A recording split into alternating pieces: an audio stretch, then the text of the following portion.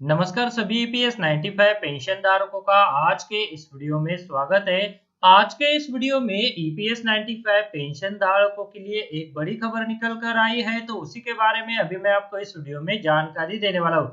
तो जो EPS 95 pension धारकों की जो पेंशन बढ़ोतरी है, तो इसके लिए former secretary to the central government doctor S Sharma उनके द्वारा फाइनेंस मिनिस्टर निर्मला सीतारमन को तत्काल निर्णय लेने के लिए एक पत्र जो है वो लिखा गया है। तो उसी के संदर्भ में ये जो अपडेट है, तो उसके बारे में अभी मैं आपको इस वीडियो में पूरी जानकारी देने वाला हूँ।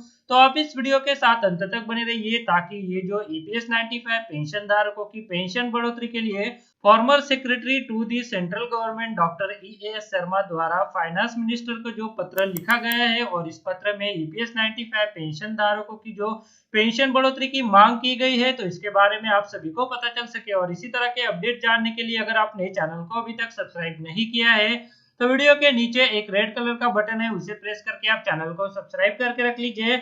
और उसके बाद एक बेल का बटन भी आएगा, उसे भी आप प्रेस कर दीजिएगा, ताकि जो भविष्य में आने वाले अपडेट है, तो उसका नोटिफिकेशन आपको सबसे पहले मिल सके।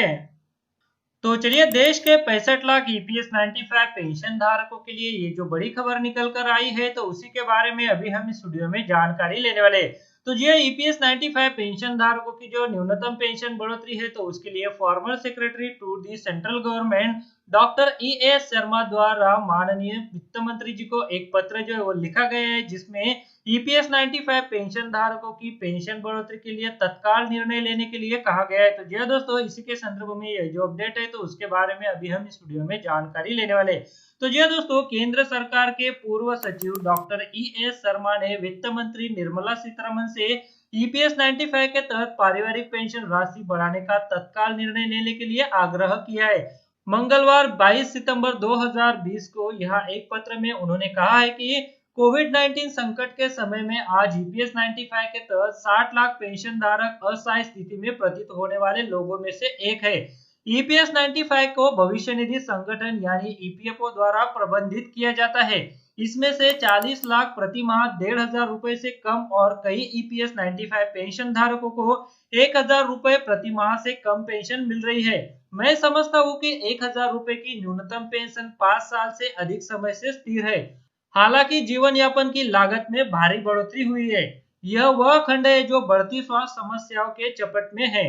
जिस स्थिति में वे आज खुद को पाते हैं, वह वास्तव में दयनीय है। इस योजना में वित्त पोषण की समीक्षा और पेंशनरों को न्यूनतम अधिकार देने की आवश्यकता है, जो संविधान के अनुच्छेद 21 के तहत जीने के अधिकार के अनुरूप है। ईपीएस 95 आंशिक रूप से कर्मचारियों के योगदान पर आधारित है, इसलिए 1,000 रुपए की न्यूनतम पेंशन का एक बड़ा हिस्सा वास्तव में पेंशन भोगियों कर्मचारियों द्वारा स्वयं द्वारा किए गए अंशदान पर आधारित है। इस हद तक यह एक बचत योजना है। कर्मचारियों ने योगदान दिया है, और सेवानिवृत्ति पर कर्मचारियों को गरिमा में रहने के लिए क्या मिलना चाहिए, इसके बीच अंतर नियोक्ता और सरकार द्वारा सामाजिक सुरक्षा के उपाय के रूप में वित्त पोषित होना चाहिए। कुछ अर्थशास्त्रियों को लगता है कि पेंशन न्यूनतम मजदूरी का कम से कम आधा होना चाहिए। जो भी सिद्धांत है, पेंशन की राशि को पेंशन भोगी को एक गरिमापूर्ण जीवन जीने में सक्षम होना चाहिए। इस विषय पर कई विशेषज्ञ समिति की रिपोर्ट और कम से कम एक संसदीय समिति की रिपोर्ट आ चुकी है। वास्तव में 3 सितंबर 2013 की अपनी 147वीं रिपोर्ट में याचिका पर राज्यसभा की समिति ने प्रकाश जावड़ेकर, जो कि वर्तमान एक केंद्रीय मंत्री जी है, उनके द्वारा दायर याचिका पर विचार किया। तब राज्यसभा के एक सदस्य ने ईपीएस 95 में संशोधन की मांग की और सिफारिश की है कि न्यूनतम पेंशन 3,000 रुपए प्रति माह तक बढ़ाई जानी चाहिए और जीवन यापन लागत को अनुक्रमित किया जाना चाहिए। यहाँ तक कि इसके आधार पर सरकार को सितंबर 2013 के बाद से रहने वाली लागत में वृद्धि के लिए 3,000 रुपए का समायोजन करके पेंशन वृद्धि करनी चाहिए, और इसके बाद उस समिति द्वारा अनुशासित दृष्टिकोण को अपनाना चाहिए। यह डॉक्टर शर्मा ने कहा है। तो जी हाँ दोस्तों, इस समिति की रिपोर्ट में जो 3,000 रुपए की पेंशन बढ़ोतरी की सिफारिश की गई थी, तो वो 2013 में की गई थी। उसके बाद एम्प्लॉय पेंशन स्कीम में 2014 में रिवीजन हुआ, और मौजूदा यह जो सिफारिश है, तो वो 3,000 रुपए से बढ़कर 7,500 रुपए हो जाती है। तो जी हाँ दोस्तों, इसमें आप बिल्कुल भी कंफ्यूज ना हुई है, क्योंकि यह जो सिफारिश 3000 रुपए की गई थी तो वो 2013 में की गई थी। उसके बाद एम्प्लॉय पेंशन स्कीम 1995 में 2014 में जो है वो संशोधन किया गया और जो पेंशनेबल सैलरी 6500 रुपए थी तो उसे जो है वो 15000 रुपए किया गया है। उसके आधार पर यह जो सिफारिश 3000 रुपए है तो वो अभी 7500 रुपए हो जाती है। और उस समिति की रिपोर्ट में ये जो पेंशन है तो उसके साथ महंगाई भत्ता देने के लिए भी कहा गया था। तो जी हाँ दोस्तों, ये जो अपडेट है तो इसमें अभी हम आगे बढ़ते हैं। न्यूनतम वेतन स्तर और अन्य जीवन यापन संबंधी तर्कों से जुड़ी पेंशन के आधार पर ट्रेड यूनियनों ने बढ़ती लागत को कम से कम 6500 रुपए की न्यूनतम पेंशन करने की मांग कर रहे हैं। साथ ही ईपीएस 95 पेंशन धारकों के लिए ईएसआईसी के तहत स्वास्थ्य सुविधाएं भी देनी चाहिए, ऐसा भी उन्होंने याद किया है। शायद उस मांग पर विचार करने के लिए एक मजबूत मामला था, क्योंकि यह वृद्ध पेंशन भोगियों को एक सामाजिक सुरक्षा कवर प्रदान करने के लिए है। किसी भी मामले में यह एक ऐसा मामला है जिस पर सरकार अपने निर्णय को विलंबित नहीं कर सकती है।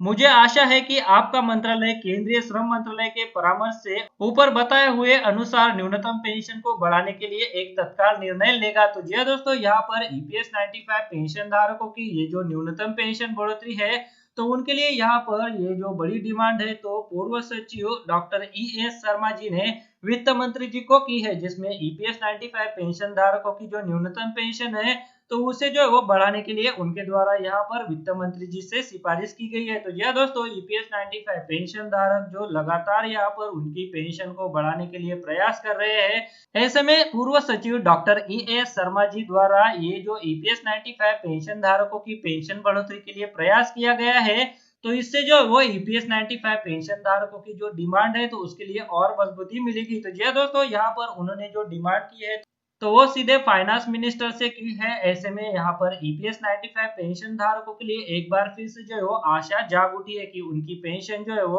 अब माननीय वित्त मंत्री जी द्वारा बढ़ाई जा सकती है। तो जी दोस्तों, ईपीएस 95 पेंशन धारकों की पेंशन बढ़ोतरी के लिए ये जो अपडेट निकल कर आया था तो उसी अपडेट के बारे में अभी मैंने आपको इस वीडियो में जानकारी दी। साथ में ईपीएस 95 पेंशन धारकों की पेंशन बढ़ोतरी के लिए माननीय ई.एस. शर्मा जी द्वारा ये जो प्रयास किया जा रहा है तो इसके ऊपर आपकी क्या राय बनती है, तो वीडियो के नीचे जो कमेंट बॉक्स है आप वहां पर जरूर बताइए।